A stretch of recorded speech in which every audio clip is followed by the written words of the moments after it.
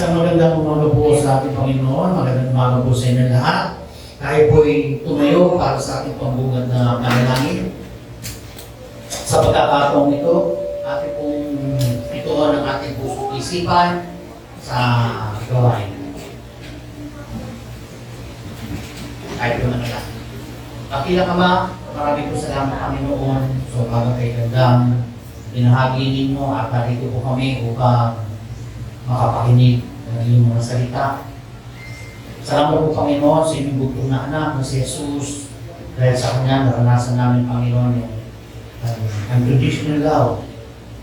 Dinala niyo kami Panginoon sa bulwagan ito upang makapakinig ng iyong mabuting balita. At tubayan niyo kami Panginoon ng binugaran ng Espiritu na sa bawat salita ng aming mapapakinggan, ito po ay tumimo sa aming mga puso at sa hanggang panahon ito po ay mamunga.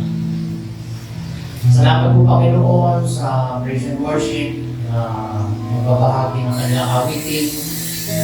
Sa awitin pa lang ay mapupuspos na kami ng iyong pag-ibig.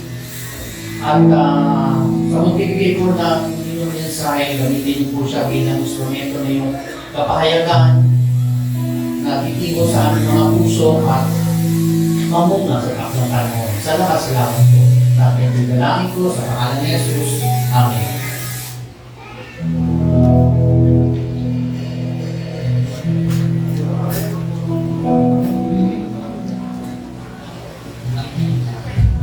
Amen. Isang pagpalang umaga po sa bawat isa. Bakit hindi po muna natin bigyan ng mataas sa galakpak ng ating Panginoon? Yes, Lord, and Lord Jesus. Amen. Pakibati naman po ang ating mga katabi. Isang pagpalang umaga, kapatid.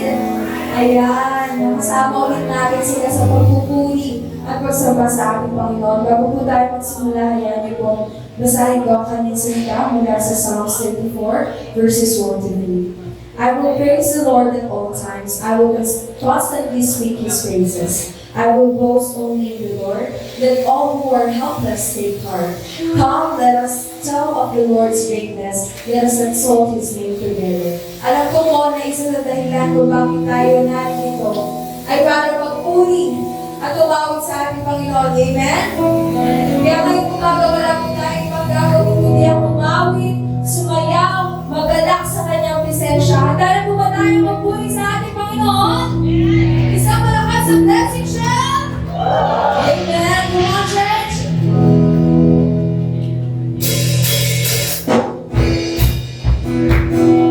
Magaas ang palakpak sa ating Diyos sa buhay.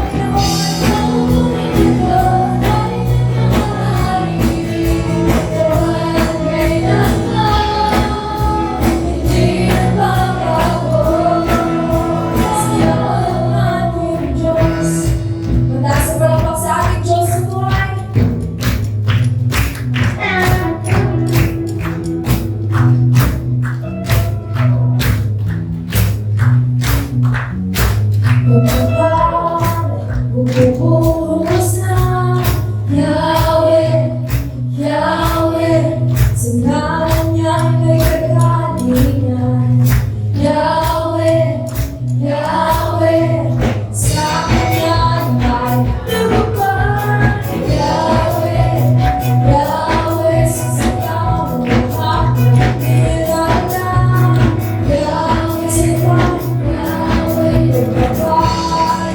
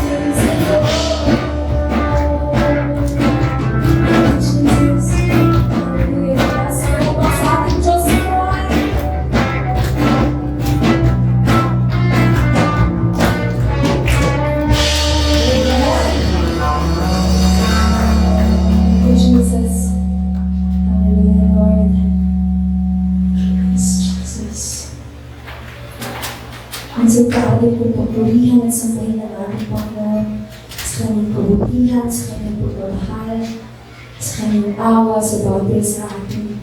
Thank you, Jesus. Hallelujah. Praise your name, O Father.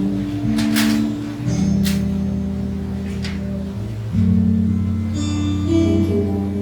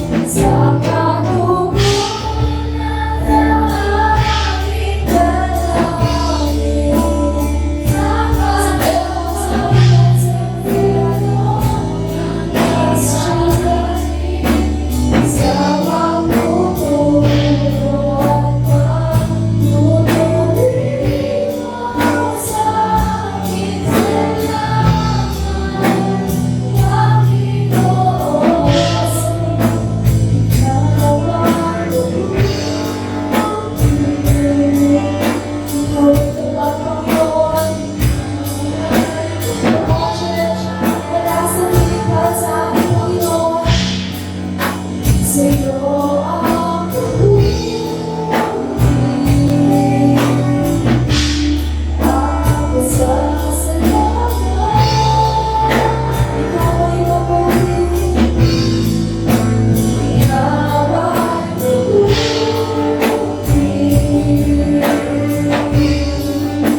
Ikaw ay tapat.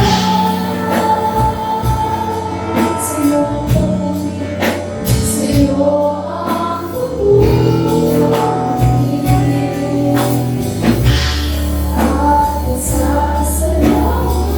Ikaw ay naging mga tinig. Ikaw ay mabuti. Minsan na ikaw ay mabuti. Tingnan mo, Panginoon, ikaw ay tapat. Yes, Jesus. Sa'yo ang papuri at nasasalamat. Minsan na ikaw ay mabuti, Panginoon. Ikaw ay mabuti. Pagiging natin ang presensya natin, Panginoon. Sa iyong pag-ibig, sa iyong kapapagod, Panginoon, sa iyong pag-ibig. Sa'yo ang papuri at nasasalamat. Mas malaki sa sana lang hati at sambahin sa pagluhan ng puso na sugatan sa pagsubok na iyong pinahintulutan. Salamat, Panginoon. Sa dalamhati at sambahin sa pagluhan ng puso na sugatan sa pagsubok na iyong pinahintulutan. Salamat, Panginoon. Sa katugunan, we present you, Lord, ang ating sa Panginoon. Sa kalagasan sa'yo ang gagaling sa pagtutulong at paglutuin mo sa akin. Salamat, Panginoon. Sa muling pagmamahal, sa dalamhati at sa nakikuhan, sa pagluhan ng puso na sugatan sa pagsubok na iyong pinahintulutan. Salamat, Panginoon. Sa katugunan sa aking dalangin, sa kalagasan sa'yo nanggagaling sa pagtutulong at paglutuin mo sa aking. Salamat, Panginoon. Salamat.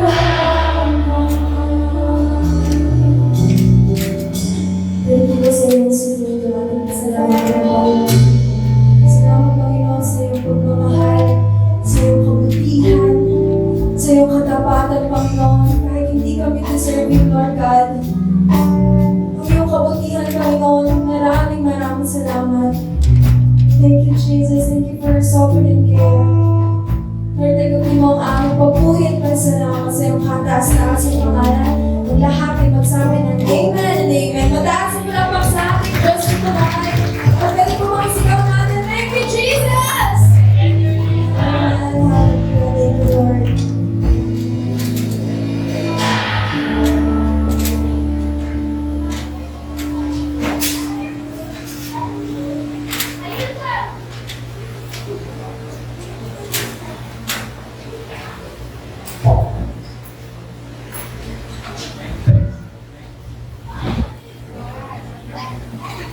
Good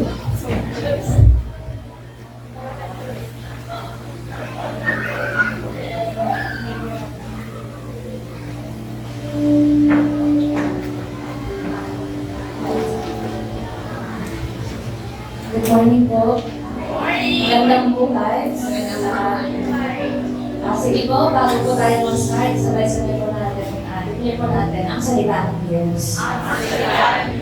Nagliligtas. Ang salita ng Diyos. Nagpapagaling ng sakit at karamdaman. Ang salita ng Diyos. Nag-aayos ng buhay. At ang salita ng Diyos. Nagbibigay ng pag-asa.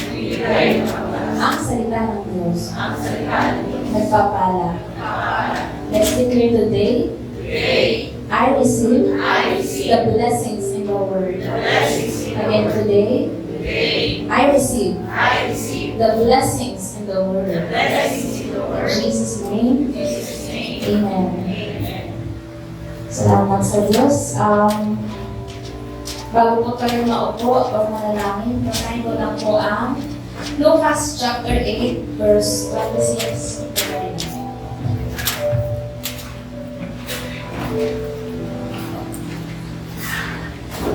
Dumaong sila sa lupain ng mga Geraseno, katapat ng Galilea sa kabilang ibayan ng lawa.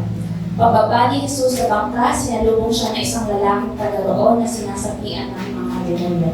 Matagal na itong hindi nagsusuot ng damit, ni ayaw rin tumira sa bahay, kundi sa mga kwebang libingan na mamalag. Nang makita si Jesus ay nagsisigaw ang lalaki, nagpatira pa at sinabi ng malakas, Jesus, anak ng kataas-taas ng Diyos, ano ang pakialam mo sa akin? Nakikiusap ako sa iyo, huwag mo akong pahirapan. Ganun ang sinabi nito sapagkat inutusan ni Jesus na lumabas ang masamang espiritu. Madalas itong sinasapian ng masamang espiritu at kahit ito'y bantayan at talikalaan ng paa at kamay, pinaglagot-lagot lamang nito ang mga iyon.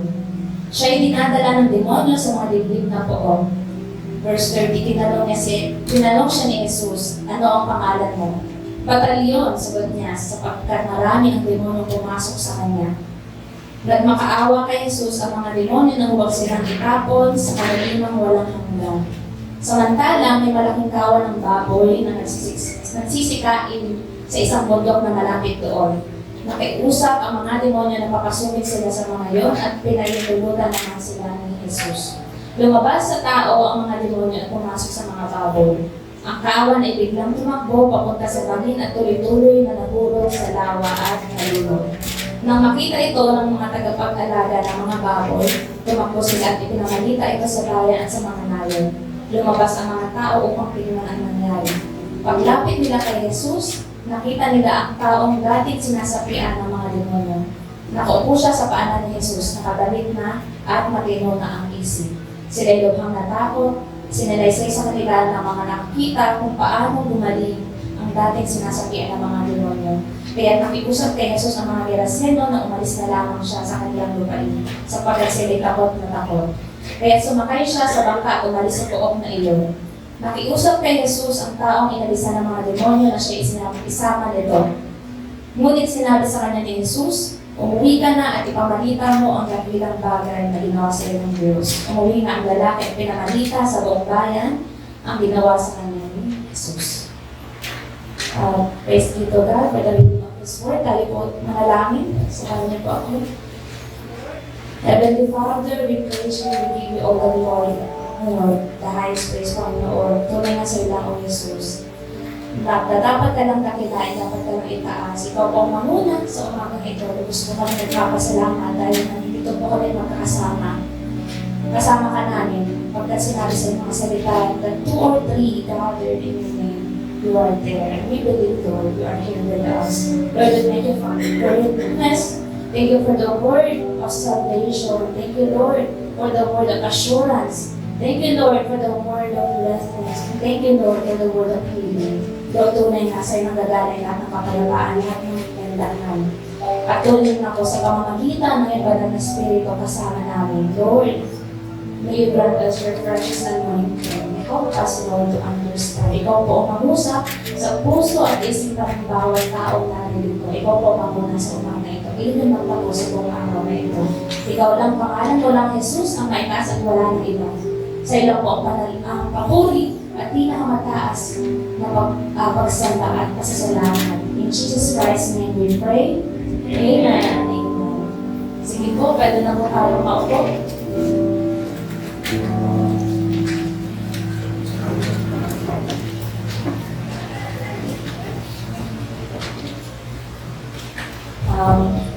Long time no see sa tagay na.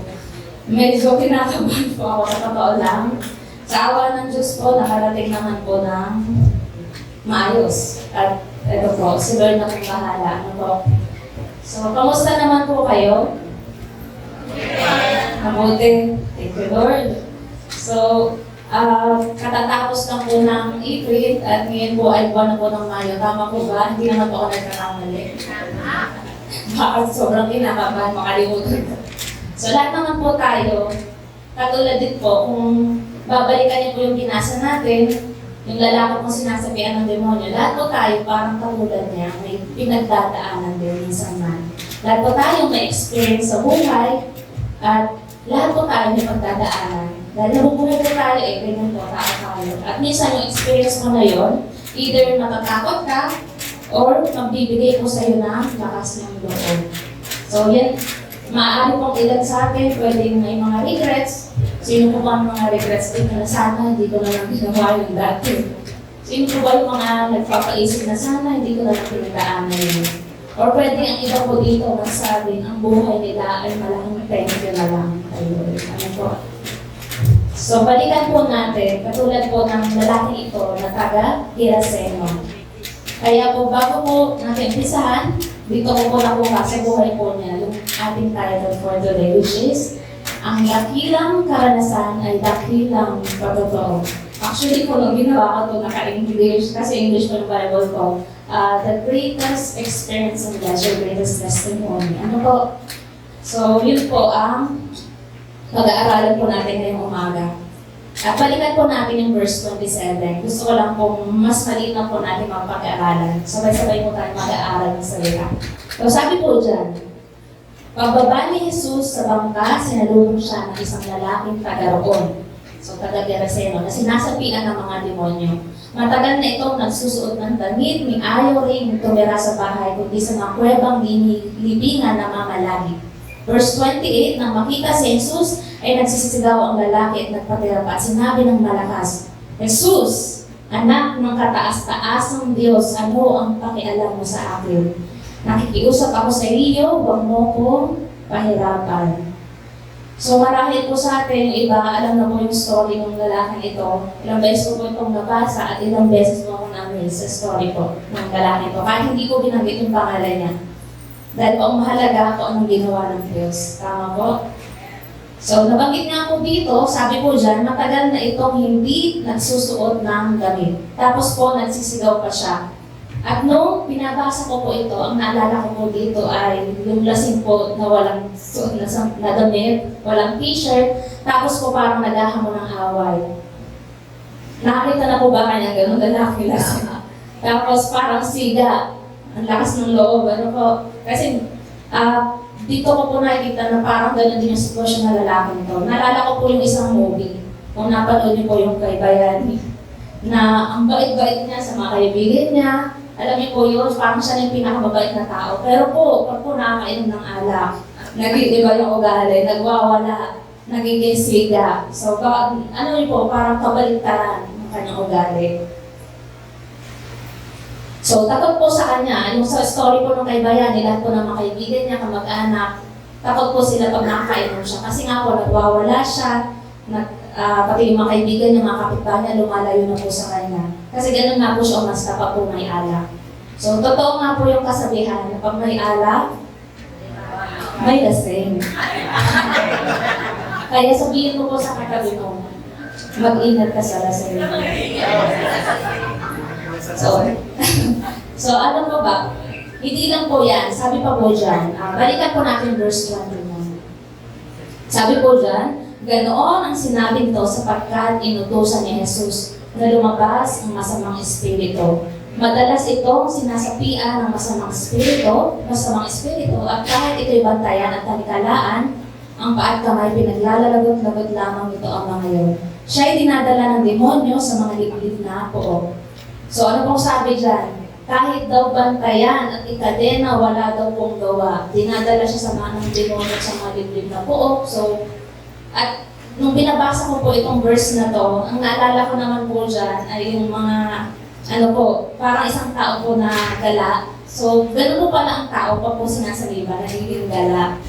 At pwede po pala itong maging gala. Hindi po siya nag-stay eh. Sabi po din hindi siya nag-stay sa bahay, tapos kung saan-saan daw po pumupunta. So, kapag po kayo ay may kasama na lasenggero at gala, kausapin niyo na po ng masinsin at baka po sinasaliba lang sa mga spirito. Pag-pray niyo po, pero ano po ba talagang mensahe ng storya ng lalaki ito sa Biblia?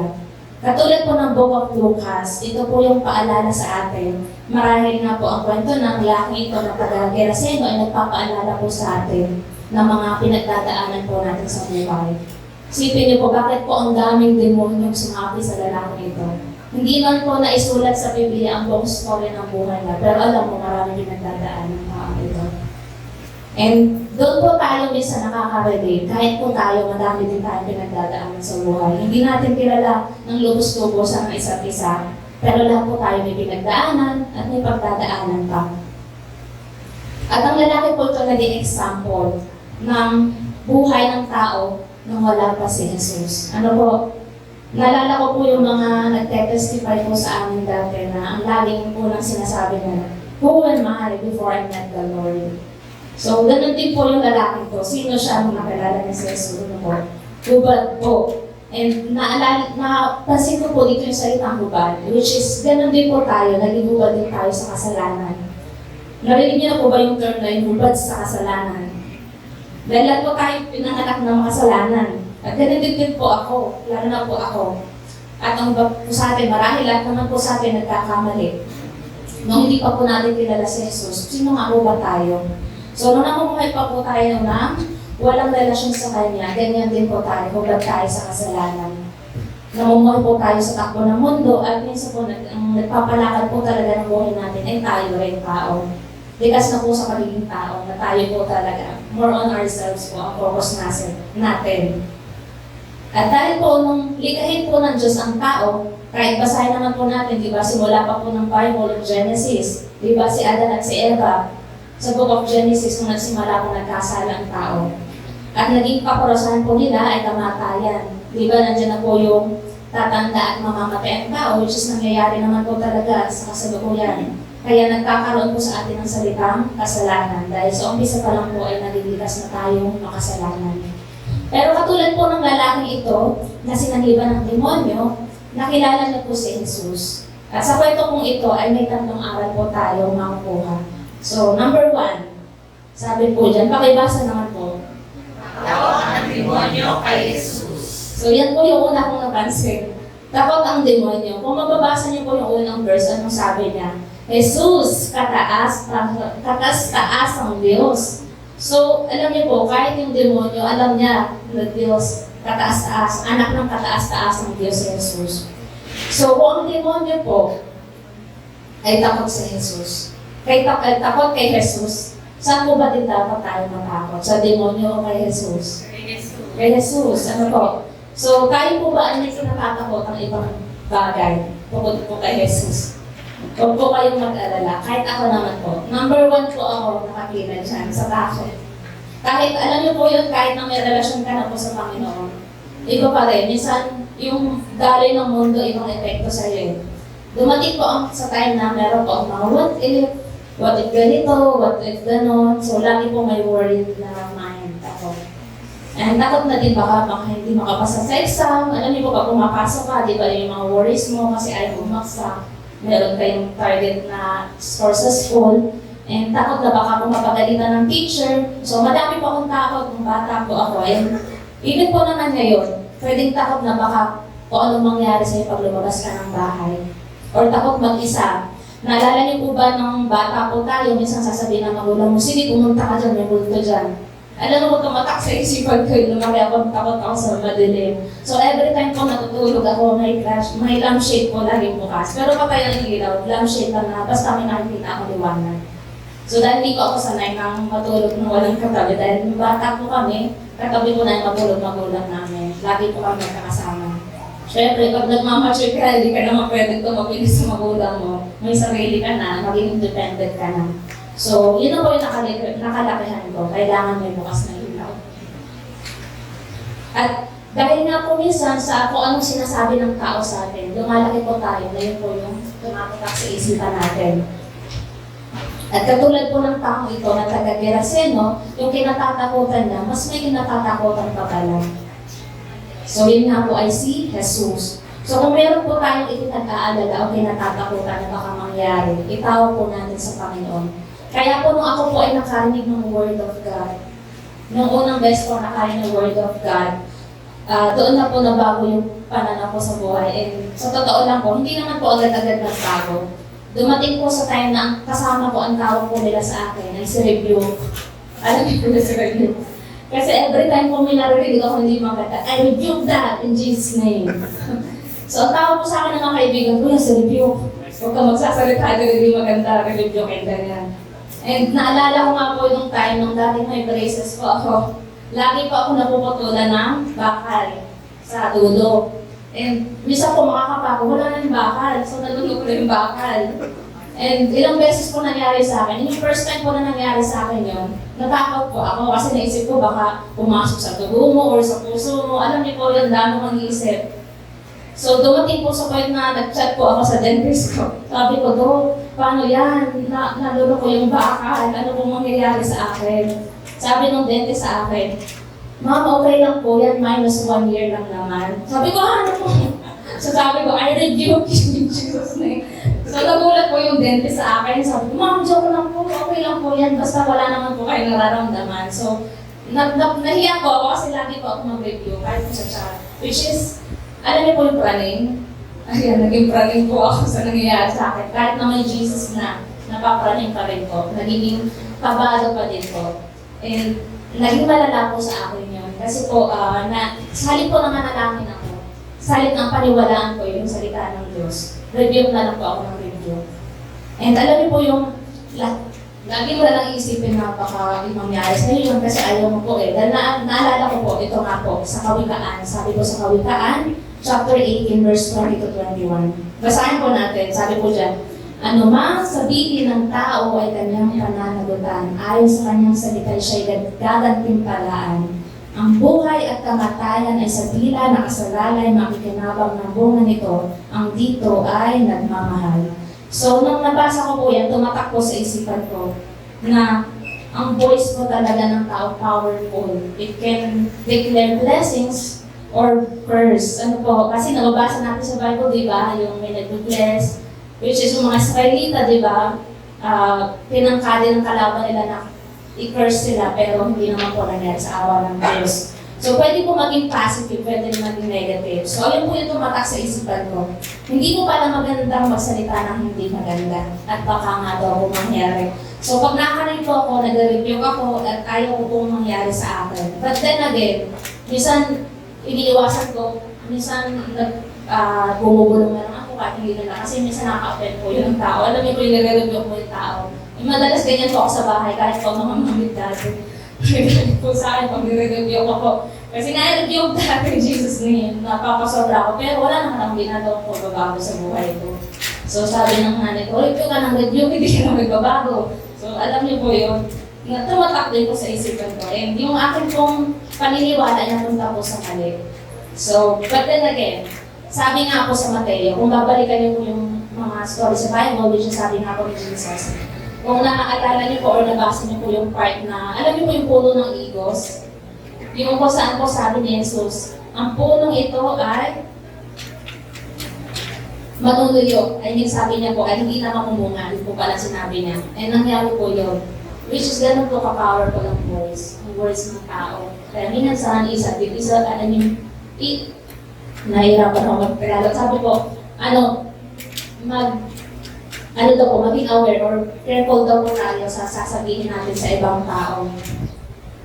Even it says po in Mark 11 verse 24, therefore I tell you whatever we ask for in prayer, believe that you have received it and it will be yours. So nasa faith po pala yun, hindi naman sa dahil sinabi ng tao, pero kung faith mo na kay Jesus, yun po ang mangyayari, hindi po ang panghawakan natin. So, madaling sabi po, ang panghawakan po natin ay yung word of God, not words from other people. Kung babalikan po natin, sabi po sa verse 28, balikan po natin yung story. Nang makita si Jesus ay nagsisigaw ang lalaki, nagpatira pa, at sinabi ng malakas, Jesus, anak ng kataas-taasang Diyos, ano ang pakialam mo sa akin? Nakikiusap ako sa iyo, huwag mo akong pahirapan. Tinanong siya ni Jesus, ano ang pangalan mo? Batalyon, sagot niya, sapagkat marami ang demonyong pumasok sa kanya. Nang makaawa kay Jesus ang mga demonyo na huwag silang itapon sa kalalimang walang hanggan. So, mismo yung demonyo kilala si Jesus. So, kilala po natin si Jesus. Kilala po ba natin si Jesus ng buong buo? Kung kilala mo ang Diyos mo, dapat wala po tayo ipangamba. Dapat hindi rin tayo matakot sa demonyo. Kasi kung siya po takot kay Jesus, then dapat kay Jesus lang po tayo nakapokus. Marahil katulad po tayo ng lalaking ito, batalyon din po yung problema natin. Batalyon kasi marami nga pong demonyo. So, batalyon. Pero sa kabila po ng lahat na yun, si Jesus lang po pala ang sagot. Si Jesus lang po ang higit pa sa batalyon na yun. Kaya po, every time, paalala po sa akin dito, sa word na ito, mag-pray. Hindi po totoo, bago ka lumabas naman, mag-pray.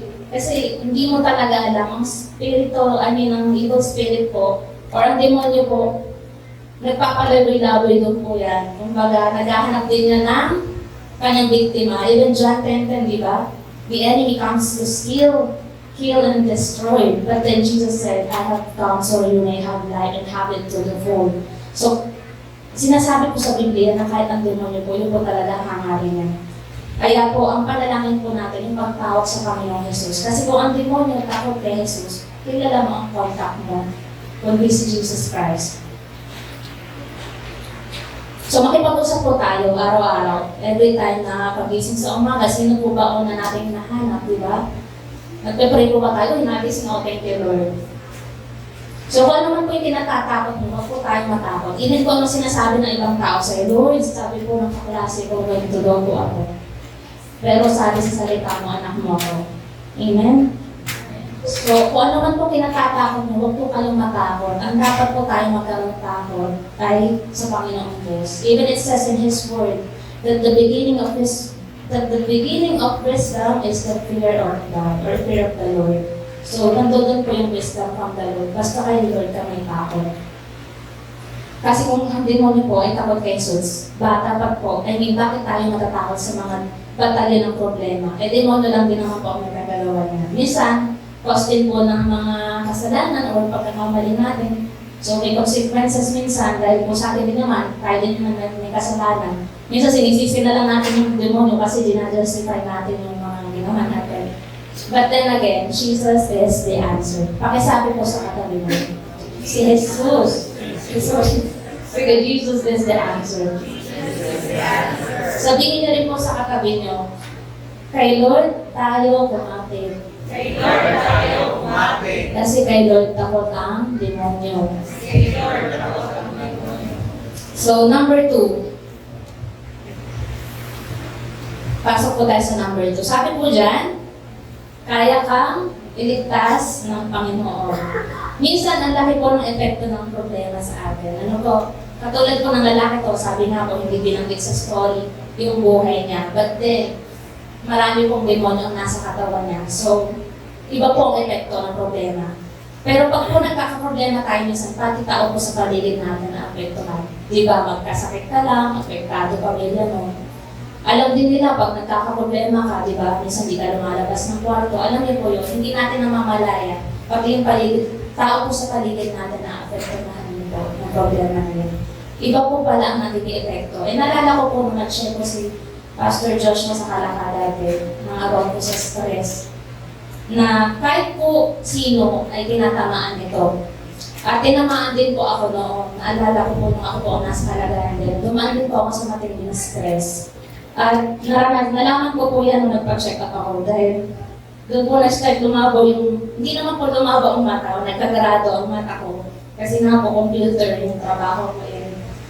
Pumunta po ako sa doktor, sabi ng dok, sabi ko, dok, so, dok, sumasakit yung ulo ko, tapos, minsan parang nasusuka ako, ano yung iba po yung epekto sa labo ng paningin. Then sabi niya, minsan epekto yan ng stress, hindi lang sa mata. Kaya minsan nga daw kung nagkakagalan yung mata natin, is because of stress. And lumaki po yung grado ng mata ko, pero sa awa po ng Diyos, bumababa po siya ngayon. So, nag-iiba na. Kung dati po, stress po pala yung ibig sabihin nun. And tinamaan po ako ng matinding stress. Yung stress po pala, pwede nga po makatulog sa yung depression. Lalo na kung pwedeng sa katrabaho mo, kung stress ka sa katrabaho mo, stress ka sa pag-aaral mo, or even yung relationship mo sa family mo, hindi okay, nakaka-stress. Even sa kapartner mo, pag may partner ka and hindi okay, tapos lalo na kung siya yung nag-focus ng stress mo, ito po, iba yung epekto. Kaya nga sa mga kabataan, so paalala sa mga kabataan, kung mas maganda po talaga na ang hanapin nyo, yung same faith po talaga, yung may takot sa Diyos. Iba po yung, ang karelasyon nyo, yung magiging kasama nyo sa buhay, may takot po sa Diyos. Kasi dumaan po ako sa ganyan. As in, who am I? Friend at the door, di ba? Dumaan po ako sa ganyang wrong relationship, which is sobra pong nakaka-stress. Nasabi ko, piling ko parang dito na lang kayo yung mundo ko. So, pinag-pray ko ayun. Hindi ko kaya sa'yo, alisin mo na lang. Kasi hindi ko na kaya. So, yun po, dumating sa point na, pag po pala yung wrong relationship na alis ka doon, doon mo na lang, buti na lang, pagpapasalamat mo yun sa Diyos. So, dumating pa ako, pinagpasalamat ko na inalis ako. Kaya nga po mas maganda, yun po yung maging focus nyo na, si Lord. Kasi po ang relationship, sabi nila, daw wala naman po relasyon, pero sabi nila, ng pastor na nagtuturo po sa amin, ang relationship ganyan. Dapat nandito din yung kapalaran mo. So kung focus ko kayo doon kayo mag-bibig. So tumatak ko sa start kayo. Sabi ko, hindi ako makikipagrelasyon nang walang takot sa Diyos yung tao. Mahirap po, which is I went through na sa ganun pong sitwasyon at sobrang po nakaka-stress ni wala pong nakakaalam na stress na ako, lumabas na lang po sa katawan ko, nagkakaroon po ako ng rashes, nagkaroon po ako ng paglago ng mata, and marami po, effect of stress. And thank God, nawala na po doon, which is doon ko po nalalaman na iba po pala ang effect ng stress sa buwan ng tao. So katulad po ng lalaki sa naliban ng demonyo, sipin niyo po wala na siyang gamit, kung saan na po siya nagpalaboy-laboy. And sabi ko dito, graveyard, pupunta sa mga libingan ng kumbaga libingan na siya tumitira, which nakakatakot po yun. Kasi, so kung saan na daw po siya nagpalaboy-laboy, para na daw po siyang pulubi. Para na siyang pulubi sa ganyan kalagayan. May bahay pero ayaw pong umuwi.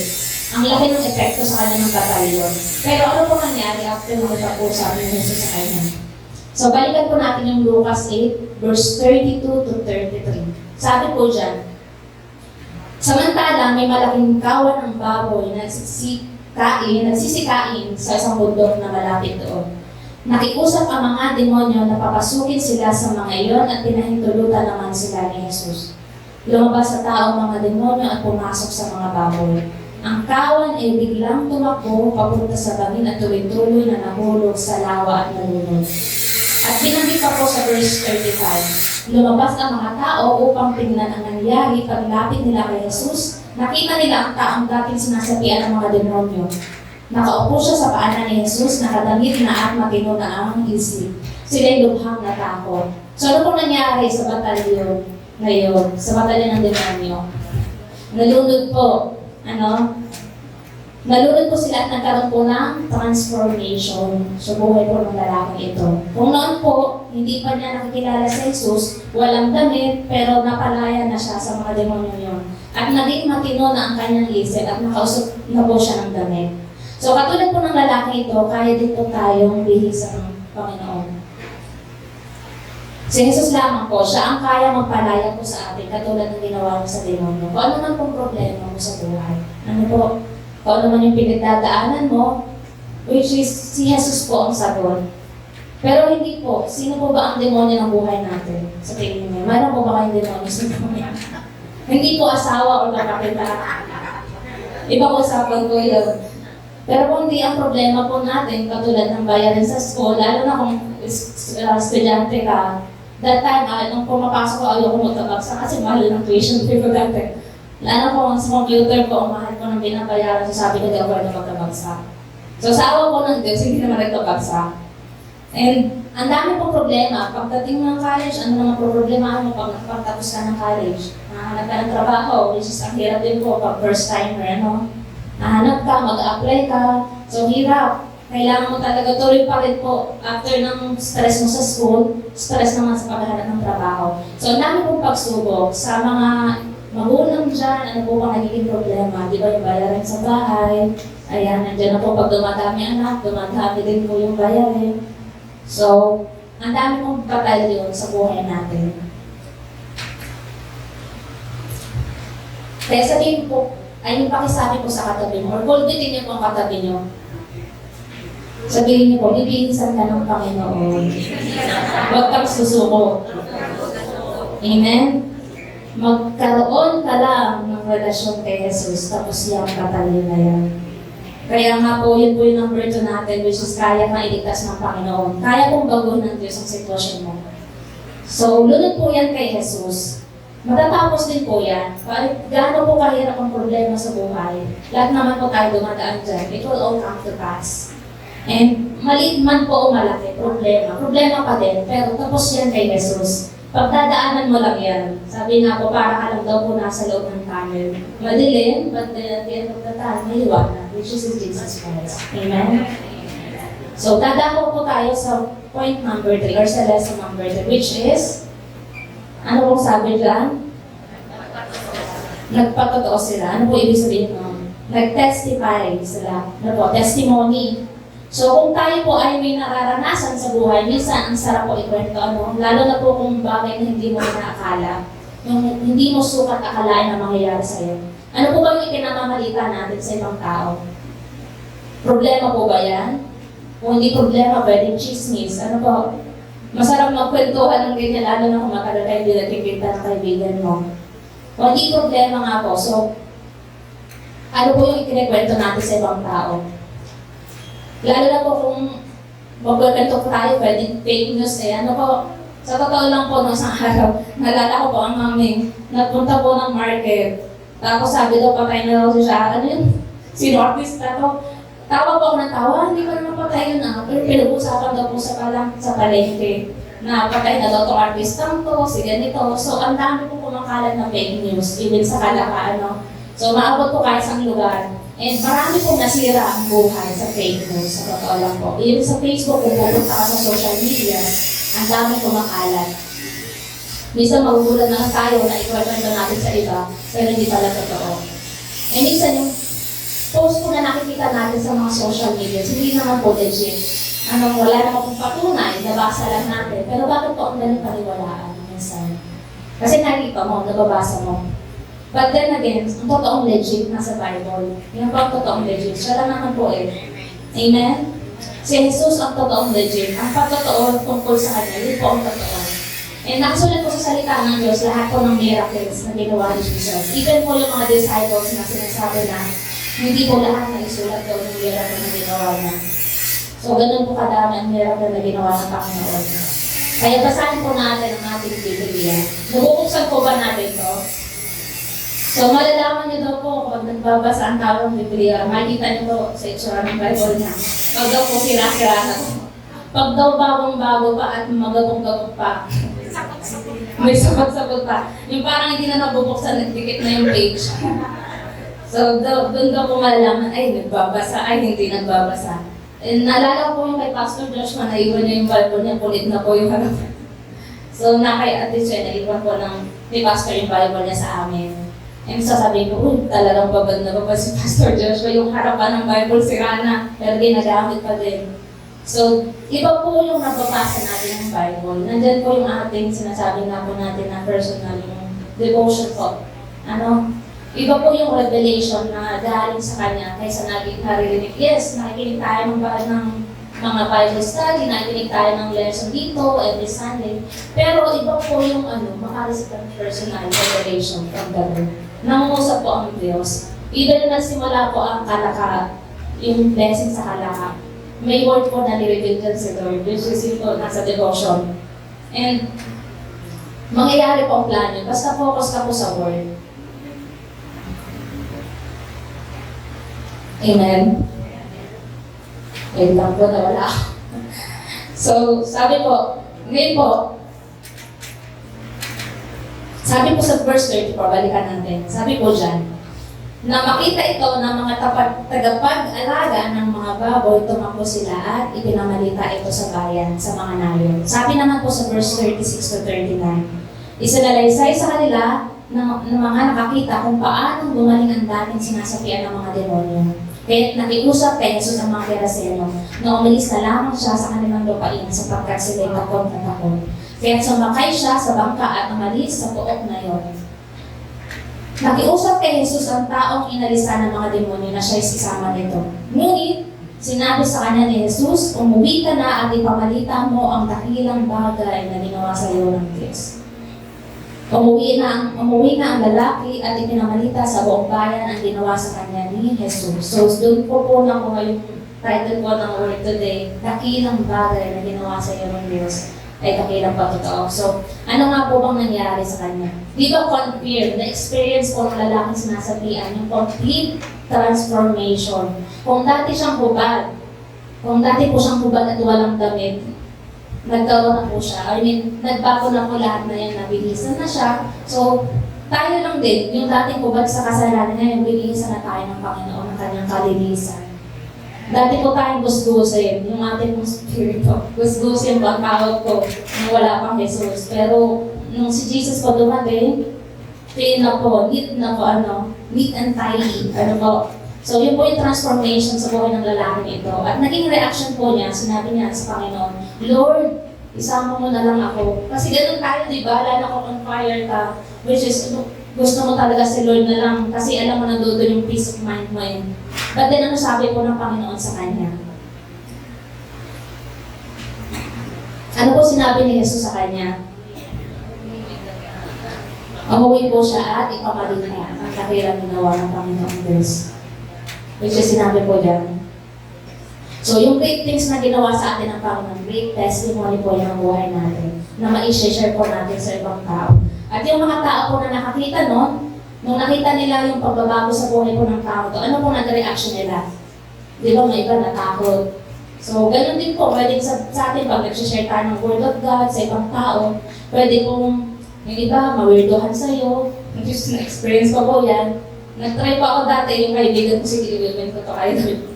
Nagtatawanan ko ang dalawang kaibigan. So sabi ko, hindi, pre-preach ko lang to. Okay lang pagtawanan ako. Then po, nung natapos ko yung pag-preach, o yung pag-share pa po ng Word of God, may isa pong taong sumigay sa kabilang kwarto. Uy, gusto ko niya, narinig ko. Pwede mo balik ka dito, share mo ulit. So, kung hindi man yung kaibigan mo, yung nawin mo ng araw na yun, pwede ibang tao, hindi mo lang alam. Amen? Amen. So, yun po. Minsan, mawirdohan po sila, tingin nila sa'yo, dati naman dito, ganito. Ano po yun? Husga po, minsan ang makuha natin sa tao. Which is yung nangyari po sa kanila, salit na matuwa sila, uy, may kabit na to, dapat ito hubad ah. Salit na matuwa sila, natakot sila. Tapos pinaalis nila si Jesus, di ba? So, iba-iba man po ang reaksyon, ang mahalaga, yung ginawa mo yung part mo. Yun po ang mahalaga. Kasi hindi mo alam kung sino na pwedeng ginamit po ng Diyos ang buhay mo para sa ibang tao. Which is, ang word po ni God, sabi nga po sa Hebrews chapter 4 verse 12, diba? Sabi po dyan na, for the word of God is alive and active, sharper than any double-edged sword. So, ganun po katalim ang salita ng Diyos. Yung pag-share mo sa ibang tao, hindi lang siya yung nag-bless, pati ikaw. Double-edged sword, diba? Ganun katalim. So, tagusan sa magkabila. Yun po ang reflect po sa akin dyan. So, kapatid, may ginagawa po ang Diyos sa buhay po natin. Nasang parte ka man po ng buhay mo. And yung testimony ko nga po, mag-testify po ako kahit konti. So, who am I before I met the Lord? Nung first time ko po mag-testimony, ako po kinakabahan. Kasi po, madali po akong mag-iyak sa testimony. Pero hindi ako mag-iyak. In Jesus' name. So, sabi nga po, who am I before I met the Lord? Kung marami po dito, hindi ako kilala talaga. Ano po, kilala nyo lang ako na, ay, yun, kasama yung Pastor Josh na. Pero ako po talaga, nung bata ako, gamer ako. Parang hindi halata ako, no? Gamer, tapos, Pili ko po talaga ng bata, nagdo-drawing ako sa school. Tapos yung mga fans ko, mga kaklase ko, tagabasa ko ng story. Ano yung mga comics?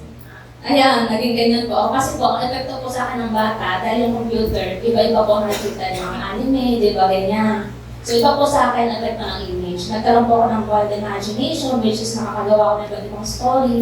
Madami na po ako nag-post sa social media na regret ko din po na sa akin, hindi ko na mag-focus. Pero, yun po yung nangyari po sa akin na dati po ako ganyan. So masyado madami din po akong addiction, which is nga po dahil pag nag-game ka, especially ng gamer po, yung mga gamer, iba po epekto ng computer at ng social media. Nagiging addiction mo po yun, hanggang sa minsan hindi ka na makakatulog. So, nagiging addiction po siya, and nabago po yun. Mula po nung ako pumunta ng Makati, nag-aanap ako ng bahay niya. Kasi first time ko po magtatrabaho.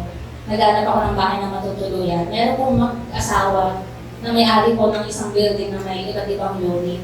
So sabi ko, iba yung pakiramdam ko sa lugar na to, parang gusto ko dito. Pero sabi ng mami, hanap pa ba kami mas okay? So hanap po kami sa Makati, hanap. Pero iba ang pakiramdam ko, wala akong peace sa ibang lugar. Sabi ko, paano hinahatak ako sa lugar na yun? And nung dumating po ako bumalik po ako dun sa mag-asawa ko, naalala ko pong pangalan na Mallorca Family. And sabi ko, sige, dito na lang po ako. Sa totoo lang po, nung nag-start po ako pumunta doon, sumunod siguro mga araw o mga buwan, nagkaroon po ng midweek service ko sa bahay po ng mag-asawa.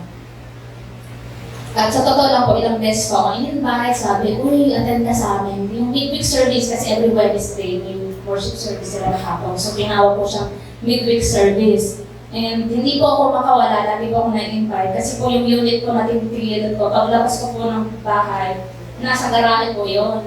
So yung garahe, yung midweek service. So alam niyo, dadaanan mo, mahiya ka na lang kay Lord. Hindi mapatigil. Kahit ayaw ko po, kasi po, member na ko ng kung ano-ano nun eh. Kung alam niyo lang po, nung nandoon po ako, nagpe-pray po kami sa patay. Na-experience niyo pa ba yun? Nagpe-pray ka sa patay? Which is hindi ko po naintindihan na hindi pa na naman pinag-pray ang patay. Yun po yung group ko noon na sinasalihan. Kasi naisip ko, kailangan may masalihan dito ng religion, kailangan maging active ako. Para kasi hindi ko sa gawa, nasusukat ang pagbabihan. Sa paggawa ko, nasusukat yung pagsunod ng Lord. But then again, doon ko nalaman, kasi hindi nga po ako nagbabasa ng Bible. So sabi ko, sige na nga, nakailang invite na sa akin yung mag-asawa, susunod na lang ako, mag-try ako. So nag-try po akong mag-attend ng midweek service. Doon ako nagsimula lahat. Tinuruan nila ako magbasa ng Bible, tinuruan nila ako mag-devotion, which is nung una, hirap na hirap ako nawain ng Bible. Experience niyo po yun, di ba hirap inawain, napakahaba, napaka-boring, sabi ko, daming pangalan dito, hindi mo naman pakilala. But then again, nung sabi nila, bakit po ganun, hindi ko maunawaan yung Bible. Sabi nila, pinagpe-pray mo ba yan kay Lord? Sabi, hindi pa ako nagpe-pray, nagpapasa lang po talaga ako. So, tinuruan po nila ako. Then doon ko po naunawaan. Si Lord po pala nagbibigay ng wisdom. Naalala ko po, hindi ko po pala siya ina-acknowledge as God. Nagbabasa lang ako kasi feeling ko yung tamang gawin. So nag-base po ako sa gawa. So yun po yung testimony ko na simula po nung nakilala ko po siya, nabago po yung pananaw ko sa buhay, nabago po yung paniniwala ko. Doon ko nalaman, nagugulat po pala tayo talaga na hindi natin nalalaman. And marami po dito, siguro na-experience ko na yun nga po, hindi ko naunawaan, dahil nabuksan po ako yung mga mata. So kapatid, may ginagawa ang Diyos sa buhay mo. May ginagawa siya. So malaki po akong pasasalamat. So, hindi po ako nang-invite po ako sa Makati, hindi po ako nang-invite ni Pastor Joshua. Yun nga po nagpatuloy dito eh. So, hindi ko ako nang-invite ni Pastor Joshua sa gawain. Siguro hindi ko talaga mababago ang buhay ko. Same addiction, same habit. Ano po. Pero niligtas po ako ng Panginoon sa kumunod. Nasa pit po tayo, nakamatayan, which is nasa pit po tayo ng kasalanan. Nadudulo tayo kasi hindi natin alam, but then hinupit po na tayo. Amen? So kaya po, i-welcome po lang natin siya sa buhay natin. Ang gusto ni Lord, magkaroon ka ng ultimate relationship. Kasi yung lalaki po dito, nakilala niya si Jesus eh. Doon po nag-start lahat. Nalala ko din po, sabi nga po sa Matthew chapter 28 verse 19 to 20, which is connect po natin sa point po natin dito sa number 3 na ipagtotoo mo. Sabi dyan, Therefore, go and make disciples of all nations, baptizing them in the name of the Father and of the Son and the Holy Spirit, and teaching them to obey everything I have commanded you. And surely I am with you always to the very end of the age. So yan po yung kanyang tagubilin. Mismo sinabi po ni Lord bago siya umakyat sa langit na, go and make disciples. Sino po ba hindi disciples po natin? Nahanap po ba tayo ng mga botante? Sikat po sa amin yung mga ganyan ngayon kasi malapit na po election. So, katulad po ng pagboto, meron din po tayong part, di ba? Kung ikaw, pwede kang bumoto, yun yung part mo sa gobyerno, kay Lord, may part din tayo. Pwede po natin i-share yung word sa ibang tao. And yun po yung tagubilin niya. Ibig sabihin po, yung mga disciples ni Lord, ang gusto po na magkaroon pa po ng maraming disciples. Meaning, tayong mga alagad po niya, dapat marami din tayong mahata na mga alagad pa ni Jesus. Hindi alagad natin, alagad ni Jesus. Yung katabi mong bahay, marami, meron ka pang hindi na-invite sa kapitbahay mo, kaibigan mo, pwedeng kaklase mo sa school, o kaya ay katrabaho mo. Minsan hinihintay lang pala, ikaw lang pala yung boses, which is may voice po tayo. Need lang talaga natin ibukas ang ating bibig. Share the good news. And like yung mga pastor po na nanggaling, kung naka-attend po kayo ng conference, nakita niyo po yung mga conference, di ba? Dumadating po dito yung mga ibang foreigners, kung saan nagte-testify sila, nag-share sila ng Word of God. Same thing din sa atin, gawin natin yung part natin. And naalala ko po si Pastor Stephen, sabi nga niya, may isang lalaki na gusto sumama sa kanya na gusto ko isama ko din ako sa pag-share sa ibang bansa. But then sabi niya, sabi ni Pastor Stephen, may kapitbahay ka, may kaibigan ka, napag-share mo na ba sa kanila? Which is hindi pa. So yung ginagawa nila, gawin din natin kahit nasa Pilipinas tayo. Amen po? Huwag lang natin i-desire na pupunta tayo sa bansa para mag-share ng Word of God. Kailangan i-desire natin, even yung ibang tao. Kasi makita po natin kung paano may sa kanila. Ano po? And since po, ginawa na niya sa cross of Calvary, so gawin po natin yung part natin. Just like what happened to this person. Marahil yung batalyon ng demonyo, may purpose si Lord kung bakit nangyari sa kanya. Kasi dahil po sa buhay niya, ang daming nabago, ang daming po nakakilala. Naalala ko po dito yung sinare po ni Pastor Stephen birthday sa mga sitwasyon. Kahit nasa sitwasyon ka man, kahit may pinagdadaanan ka man, dapat po isipin natin. Sabi nga po niya dito, stop listening to your situation and start preaching to your situation. Which is, huwag po natin hayaan na ang sitwasyon natin ang magdikta sa buhay po natin. Dapat tayo po yung magdikta sa sitwasyon natin. Problema ka lang, may Diyos ako. Amen? Iba po yung ikaw yung magdidikte sa Kanya, hindi yung siya yung magdidikte sa'yo. Problema ka sa pamilya mo, sakit ulo ka, hindi yung pwedeng mapektuhan ka lang po. Ano? Iba po yung ikaw magiging influence sa sitwasyon mo. Okay lang, masakit ang ulo ko, mag-preach ako. Ano po, iba po yung ikaw yung may faith. Sabi nga po dito, sa 2 Corinthians, which is, wala po yun. 2 Corinthians, chapter 5, verse 7. For we live by faith and not by sight. Kung ano yung nakikita mo kahit gano'n kapangit na nakikita mo, sipin mo po, hindi ako nabubuhay dahil dito. Amen? Nabubuhay ako dahil kay Jesus. Namatay na siya eh. So, nasa atin na po yung victory, which is pinagkaloob na sa atin. So, hindi ako nabubuhay dahil sa problema. Nabubuhay ako dahil sa Kanya. And isa po, nung isang araw, naka-receive po ako ng word. Kasi kung kahit po tayo, may Word of God na, minsan ina-atake ka pa rin ng ulcer mo. Sabi nga ni Pastor Dina. Sabi nga po ni Sister Dina. Sabi niya, minsan minumulto nga daw po tayo ng old stuff natin. And naalala ko po ito, tinamaan po ako sa word na to, Joshua 1:9. Sabi po dyan, tandaan mo, basahin po natin, napakaganda po kasi ng word ni Lord. Tandaan mo ang bilin ko, magpakatatag ka at lakasan mong iyong loob. Huwag kang matatakot o mawawala ng pag-asa, sapagkat akong si Yahweh na iyong Diyos ay kasama mo saan ka man mapunta. Amen? Sabihin mo po sa katabi mo, pulpitin niyo po ang katabi niyo, kasama mo ang Panginoon. So ano po sabi dyan? huwag kang matakot, sabi ba dyan? Tama. Sabi po dyan, huwag kang matakot, magpakatatag ka. So there's hope in the Lord. Kaya po kung tayo po ay natatakot sa pwedeng mangyari o naman pong kalagayan kasi hindi ko po alam, hindi ko kayo kilala. Hindi nyo rin po alam sitwasyon ko. Sa totoo lang, may pinakaroon din ng problema. Pero sabi po dyan ni Lord, magpakatatag ka at lakasan mo iyong loob. Amen? Kasi hindi po tayo nag-iisa. Kasama po natin siya. Kasama mo saan ka man magpunta. Nasa CR ka man. Nasa kwarto ka man. Saan ka man po. Kasama mo si Lord. So, i-share po natin. Pakisabi sa katabi mo. Pakisabi po sa katabi mo. I-share mo na yan. I-share mo na yan. So, mamaya po tara sa labas. Pupunta pa ng Kalakap. May survey sa Kalakap. So, kung naunawaan po natin, nawa po ay na-bless po tayo ng Lord ni Lord. So, panghawakan po natin yung promises ni Lord. Sabi nga sa word niya, diba, in Luke 1:37, no word from God will ever fail. Amen? Wala daw salita ng Diyos ang mag-fail, which is wala pong imposible sa Diyos. So, samahan niyo po ako manalangin, close po natin to. Kung naunawaan po natin yung nalasin natin, tayo po manalangin. Heavenly Father, we thank you for your goodness. We thank you for your powerful words, O God. Lord, iba-iba man ang hatid nito sa amin, iba-iba man yung rema or yung impact sa buhay namin. Alam mo ang sitwasyon namin, O God. You know our heart, you know even our flesh desires, Lord. Forgive us, Lord, for impurities. Forgive us, Lord, for all our mistakes as we forgive those who sin against us. Lord, kilala mo puso, kilala mo kami, even nung tumatakbo sa isipan namin ngayon, alam mo yun.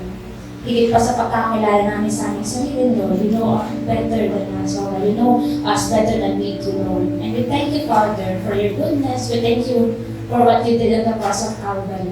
You gave us the victory, and we fight for victory. We already have the victory, and we fight for victory. Just like what Pastor said, Lord God. And we thank you, Lord, for your goodness. We thank you, Lord, for all the answered prayer. Lord, pinagaling mo na kami. Katulad ng sinabi sa iyong mga salita in Mateo, na sa iyong mga latay, kami iyon ang pinagaling. Lord, kilala mo at alam mo ang sitwasyon namin.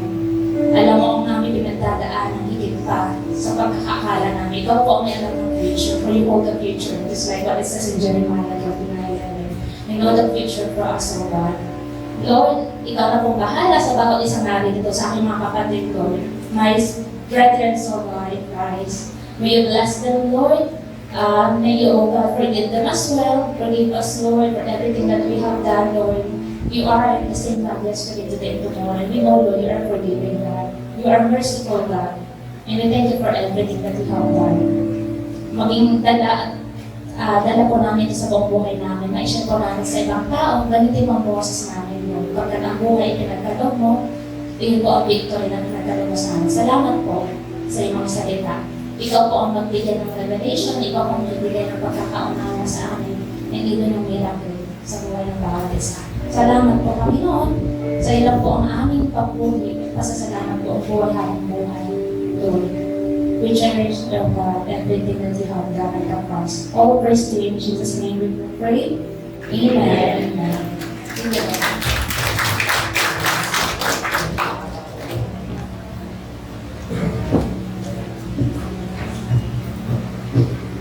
Maraming salamat po sa Panginoon sa mensahe na ating tinanggap ngayong umaga.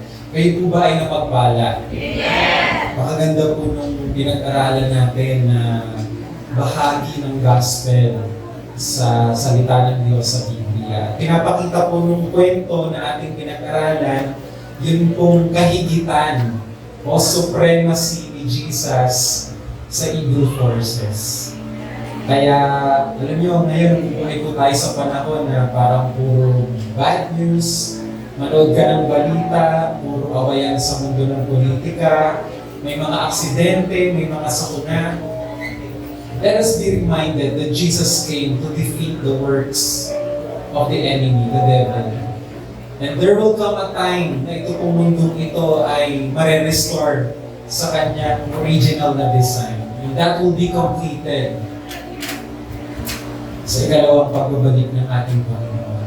So in Christ, there is hope. Tayo pong lahat ay tumayo.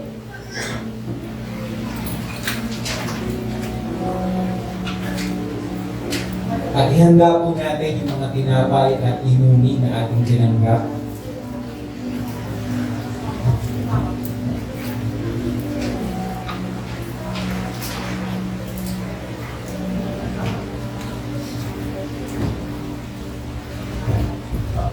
Bago po natin simulan ang bahagi ito ng ating pagsamba, tayo pong lahat ay magsipuno. At hayaan po natin na sige ng Panginoon ang ating mga puso at gawin po tayong marapat sa pagtanggap ng mga simbolo ng katawan at dugo ng Panginoon Jesus. Let us examine ourselves. May mga bahagi po ng ating isip, puso, buhay, na hindi po kapuri-puri at hindi po kalugod-lugod sa ating Panginoon. Hilingin po natin sa Panginoon ang kanyang paglilinis.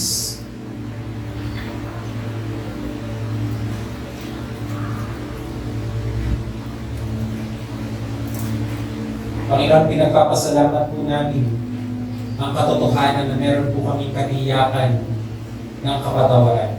We have an assurance of pardon. It's all because of your work at the cross of Calvary. Kung ikaw'y mamatay sa krus ng Calvary, kinuha mo ang parusa ng kasalanan na dapat sana'y kami po ang tumanggap at nagtiis. Subalit dahil sa dakila mong pag-ibig sa aming lahat, kami ay inangkin mo at ngayon, nakatitiyak po kami na kami ay malinis na sa iyong harapan. Ito ang katuroang tinanggap ko sa Panginoon at ibinigay ko naman sa inyo. Noong gabing siya'y pagkanulo, ang Panginoong Jesus ay dumampot ng pinapay. Nagpasalamat at pinagpira-piraso iyon at sinabi, ito ang aking katawan na inihahandog para sa inyo. Gawin ninyo ito bilang pag-alaala sa akin. Mga kapatid, ang hawak po natin ay simbolo ng katawan ni Kristo ay binigay sa atin sapagkat tayo'y inibig ng Diyos. Tanggapin po natin ang tinapay.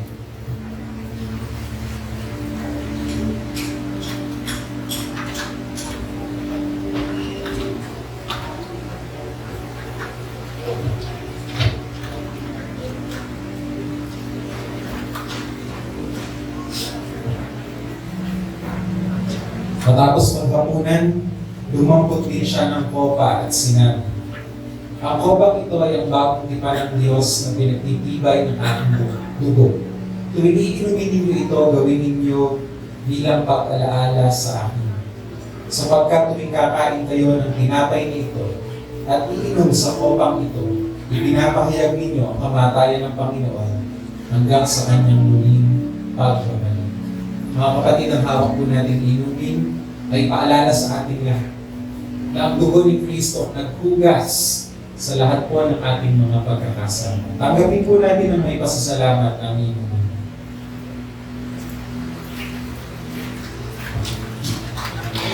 Pasalamatan po natin ang ating dakilang Diyos. Palakpak po natin ang ating mga kamay.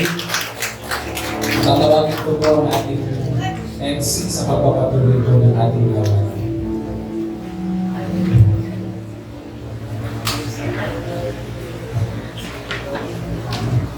Yan, isang mapagpalang umaga sa ating lahat. Ano po?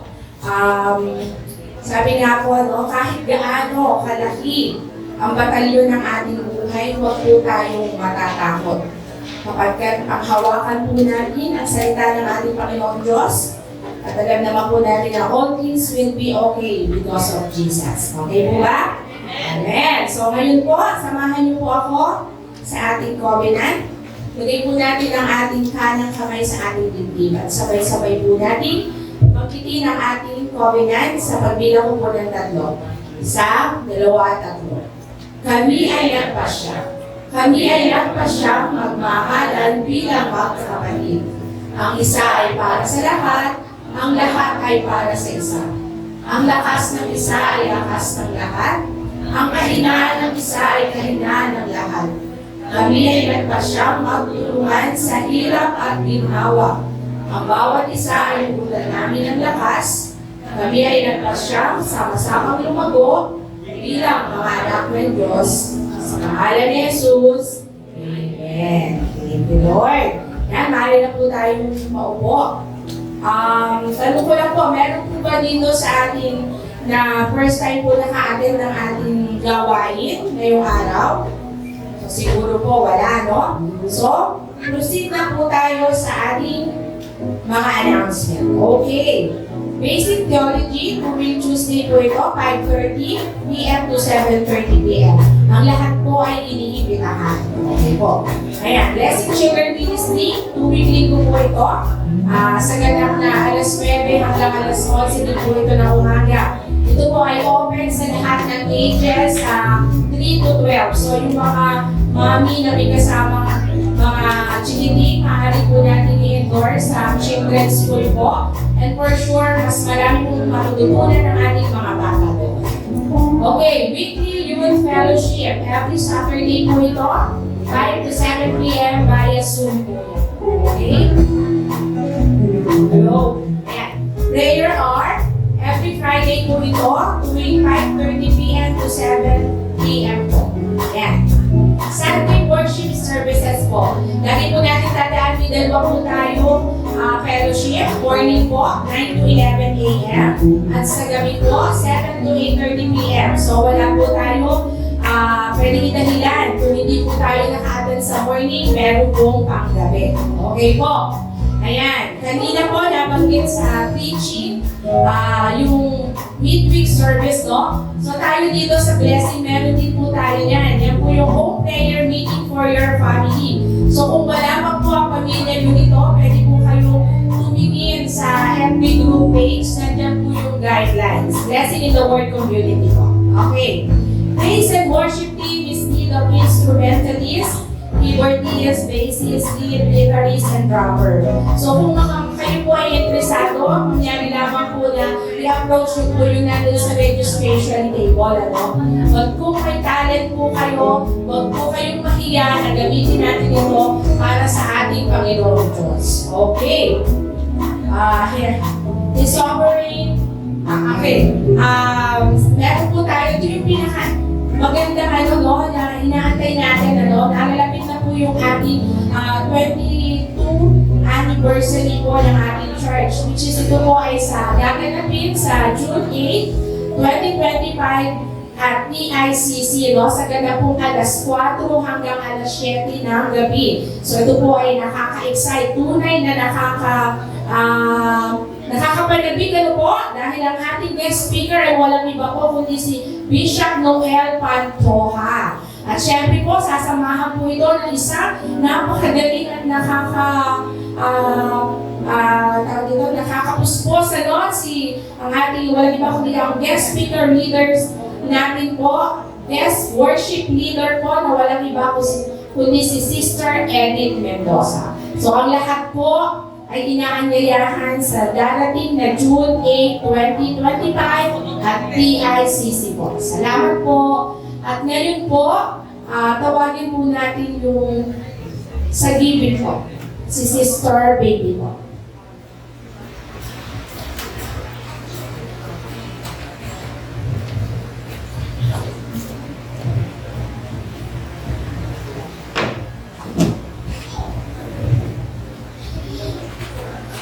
Pinapalang ako po sa ating lahat.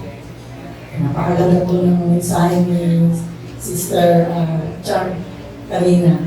Isa lang po ang conclusion ko doon na kapag nasa iyo si Jesus, wala nang takot mararamdaman, hindi ka na mag-aalala. Kasi si Jesus lang ay sapat-sapat na sa buhay natin.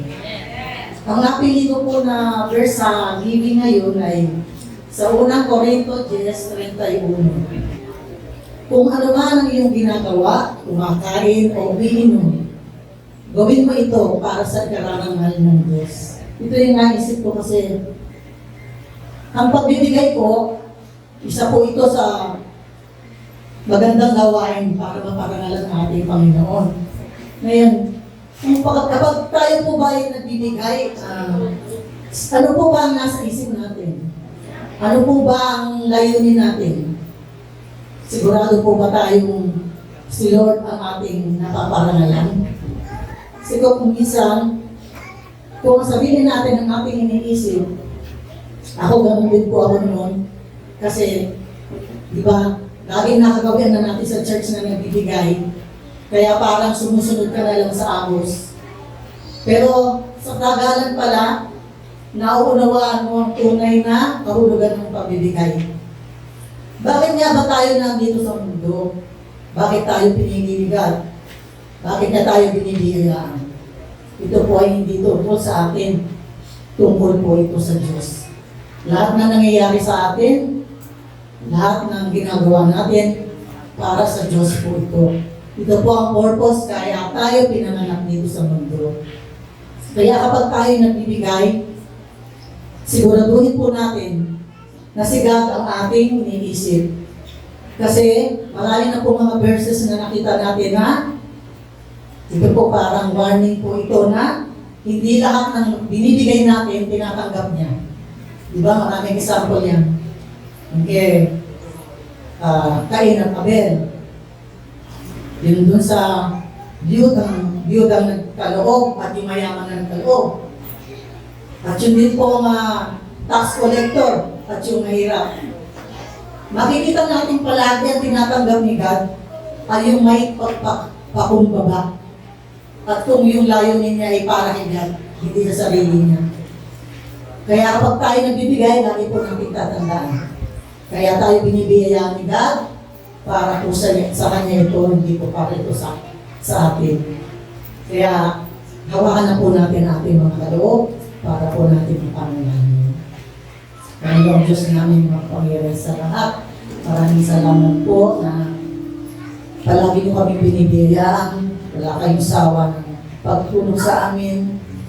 Kahit hindi kami karapat-dapat, dear God, lagi kayo nandyan para kami tulungan, kalalayan, at mahalin. Ito po ang aming mga kaloob. Kalugdan niyo po ito at paspasan na maging kagamit-gamit sa inyong gawain, dear God. Sa inyo po nanggaling ito at muli namin binabalik para sa inyong kapurihan. Ito ang aming samot dalangin sa pangalan ng iyong anak ni Jesus. Amen.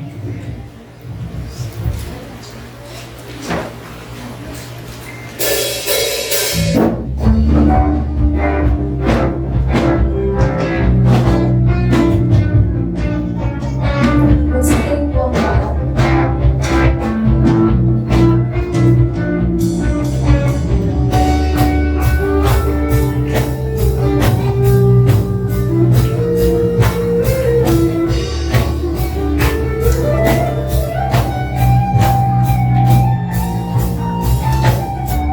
Sa bawat pag-isip ko, hingga na ng umaga, ginagawa ang tema, lahat ng ito'y pinelera.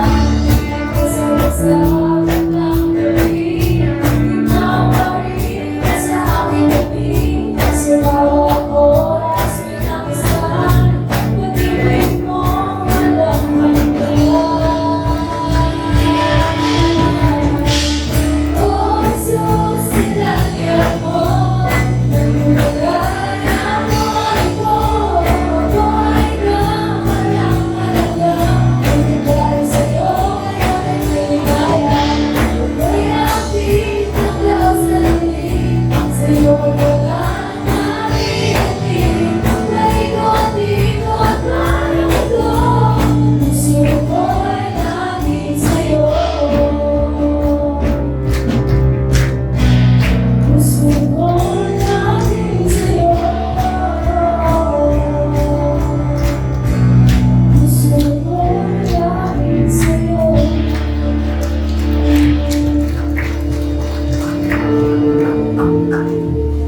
Bago po natin tuluban ang ating gawain ngayong umaga, nais ko po kayong imbitahan sa darating na Thursday, alas 6 hanggang alas 8 ng gabi. Ito po ay isang webinar. Gagamitin po natin ang Zoom bilang ating platform. May mga Zoom naman po kayo, ano po? At tayo po ay magkakaroon ng voter education program. Bilang isang Christian church, naniniwala po tayo na ang ating boto ay sagrado. Amen? Ang boto ng mga Kristiyano ay hindi nabibili. Amen? Sapagkat sa ganang akin, ang ating pagboto ay isang uri ng pagsamba. Amen? Kaya sa darating pong Thursday, pag-uusapan natin, ano nga ba ang roles ng isang senator? Ayan. Pag-uusapan din po natin, anong sinasabi ng Biblia sa tamang pagpili? Hindi po tayo mag-i-endorso ng kandidato, pero mag-i-endorso po tayo ng mga values at mga tamang katangian. And hopefully, yung pag-aaral na yun ay mauuwi po sa tamang pagpili sa kaluguran ng ating Diyos. Amen?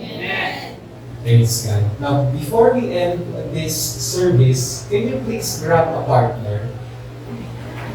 At mag-usap kayo, sige, kumarap kayo sa napili ninyong prayer partner.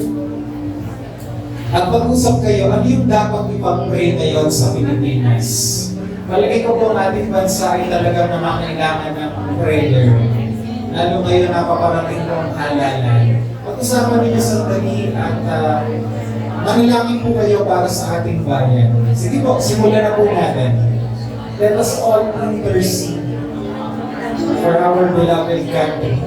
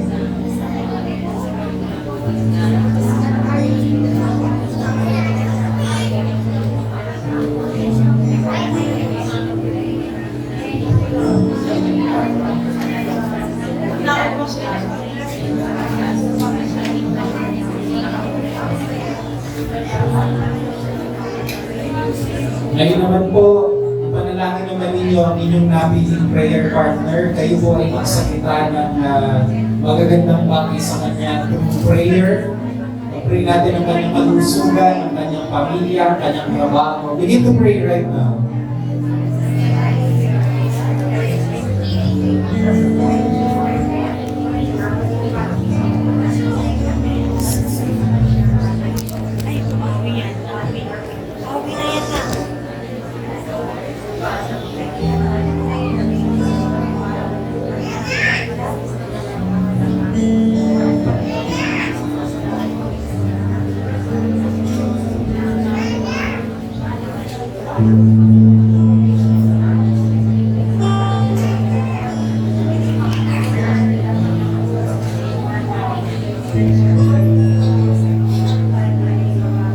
Tayo pong lahat ay manalangin. Panginoon, salamat po sa katugunan ng aming mga dasal at aming mga kahilingan, lalong-lalo na po para sa aming bayan. Lord, you said in your word, blessed is the nation whose God is the Lord. Lord, we pray that righteousness will flow in our nation. Mula po sa kataas-taasang pinuno ng aming bayan, ng aming bansa, hanggang sa barangay officials, O God. Let there be righteousness.